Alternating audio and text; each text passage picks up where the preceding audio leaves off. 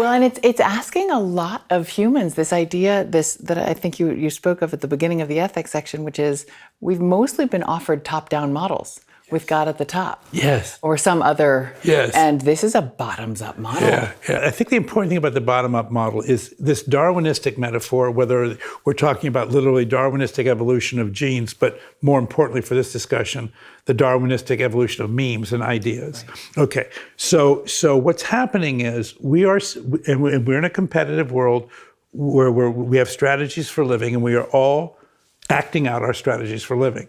So the world is giving us feedback on our strategies for living, and so that there is that shaping influence. And so, if we don't take responsibility for our strategies for living, who will? Now, there's a ton of culture that says, "Look, you shouldn't have to invent your strategy for living. People have been living a long time before you were, Geoffrey. Here's some really good ideas. Why don't you try this?" And for a long time, those were conveyed through religion, and they still are conveyed through religion. And the ethics that I describe are the ethics of most religions. I mean, it's not like they're unrelated religion, but religion derives it from saying there is a source of perfection, and then you kind of work down from there.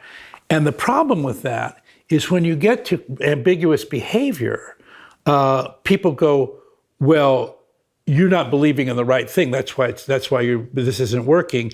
And I need to make you believe in the right thing in order to make this thing work. And that's where some of the bad behavior comes in. Has putting it into a framework like this changed the way you live? Has it changed any choices you make over a given day? Or does it just allow you to a worldview on, I knew that at an intuitive level, and now I see why I made that choice? What I was trying to do was say, look, we have this secular description of the world.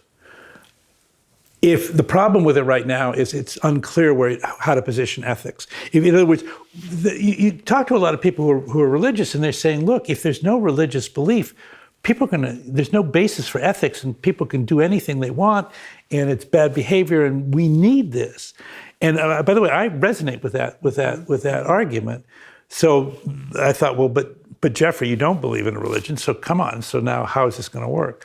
So I wanted to put together two things. I wanted to put together the story, which is, do you have any idea how miraculous this secular story is? Because, we talk about miracles of religion. It isn't even close.